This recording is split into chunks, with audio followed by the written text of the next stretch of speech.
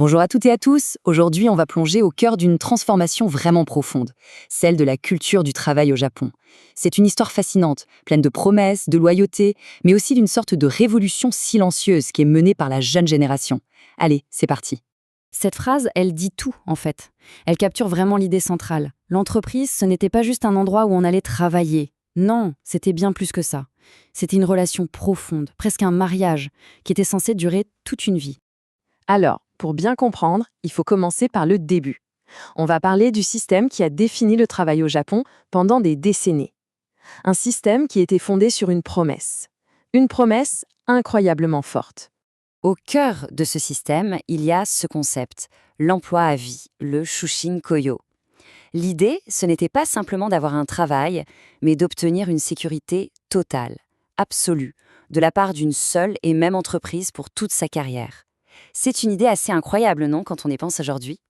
Et ce qui est intéressant, c'est que même le langage le montrait. On ne disait pas trouver un travail, mais entrer dans une entreprise, shusa.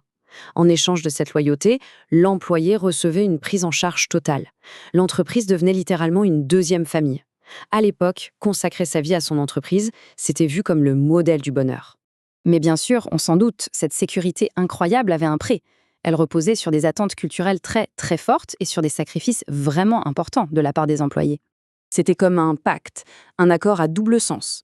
D'un côté, l'employé offrait une loyauté totale, des heures de travail qui n'en finissaient plus et une flexibilité à toute épreuve. De l'autre côté, en retour, l'entreprise promettait la sécurité absolue, un salaire qui augmentait avec l'âge et un soutien dans quasiment tous les aspects de la vie. Et ce chiffre, il est juste impressionnant. Le système de recrutement était unique au monde. Chaque année, en avril, les entreprises japonaises embauchaient en masse, parfois plus de 400 000 jeunes diplômés en même temps, à l'échelle du pays. Et attention, elles ne cherchaient pas des compétences précises, mais plutôt un potentiel. Ces jeunes, ils étaient vus comme une toile blanche que l'entreprise pouvait ensuite façonner à son image. L'autre pilier de ce système, c'était le Nenko Joretsu, le système d'ancienneté. La performance immédiate, au fond, importait assez peu. Ce qui comptait, c'était la patience.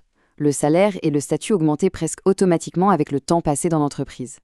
C'était un moyen très efficace de renforcer la loyauté. Mais ce système, qui pouvait sembler si parfait sur le papier, avait aussi un côté très, très sombre. Et des pressions extérieures venues de l'économie mondiale ont commencé à faire craquer tout l'édifice. C'est à cette époque qu'un mot très puissant est apparu, shakuchu. Littéralement, ça se traduit par bétail d'entreprise. C'est un terme que les employés utilisaient eux-mêmes, avec une sorte d'ironie amère, pour décrire leur perte totale d'individualité face aux exigences de leur boîte. Et puis, il y a ce mot encore plus terrible, karoshi, la mort par surmenage. Le simple fait que ce mot japonais soit entré dans le dictionnaire anglais, ça montre à quel point le problème est devenu un phénomène de société. Cette culture du travail intense a eu des conséquences sociales vraiment dramatiques. Finalement, c'est la réalité économique qui a porté le coup de grâce. Face à la concurrence mondiale et à une croissance qui ralentissait, les entreprises japonaises ne pouvaient tout simplement plus tenir leurs promesses d'emploi à vie. Le pacte était rompu. Le système a commencé à s'effondrer. Bon, avance rapide jusqu'à aujourd'hui, on va voir comment la jeune génération japonaise, elle, a des valeurs complètement différentes de celles de ses parents et a changé les règles du jeu. Le contraste est vraiment saisissant. Regardez, la génération des parents, elle valorisait la loyauté, la stabilité avant tout. Pour la génération Z, la priorité, c'est d'augmenter sa propre valeur sur le marché du travail et surtout de trouver un bon équilibre entre le pro et le perso. Et ça, c'est peut-être le changement le plus spectaculaire. Avant, changer de travail, le tenshoku, c'était perçu comme une trahison, presque un échec personnel. Aujourd'hui, c'est devenu une stratégie positive et même nécessaire pour construire sa carrière. Le changement de mentalité est énorme.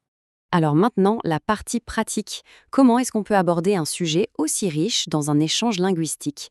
Voici quelques pistes et un peu de vocabulaire pour lancer la conversation. Première piste de discussion, une question qui amène forcément au débat. Un emploi à vie, est-ce que ce serait un rêve ou plutôt un cauchemar? Est-ce que ça serait sécurisant ou complètement étouffant? Ça dépend vraiment des valeurs de chacun et c'est un excellent point de départ. On peut aussi, bien sûr, comparer les cultures. L'idée d'embaucher quelqu'un pour son potentiel plutôt que pour ses compétences. Qu'est-ce qu'on en pense? Est-ce que c'est une bonne stratégie? Et comment ça se passe dans d'autres pays? C'est super intéressant de comparer. Et enfin, on peut revenir à la métaphore du début. Une entreprise famille, est-ce que c'est une bonne chose au fond? où est-ce qu'on place la limite entre le soutien bienveillant et l'intrusion? C'est une question très actuelle finalement. Et pour faciliter la discussion, voici les mots-clés de cette analyse. Ça peut être vraiment utile pour enrichir la conversation et pour maîtriser le vocabulaire spécifique à ce sujet. Pour conclure, toute cette histoire nous amène à réfléchir à nos propres parcours professionnels, aujourd'hui et demain. Parce que le point essentiel, c'est que cette transformation qu'on a vue au Japon, ce n'est pas un cas isolé. En fait, partout dans le monde, on se pose la même question. Qu'est-ce qu'un bon travail signifie vraiment aujourd'hui? On va donc terminer avec cette question, qui ouvre la réflexion. Le vieux pacte est rompu. Il appartient maintenant à chacun de définir ses propres règles et de se faire ses propres promesses pour l'avenir.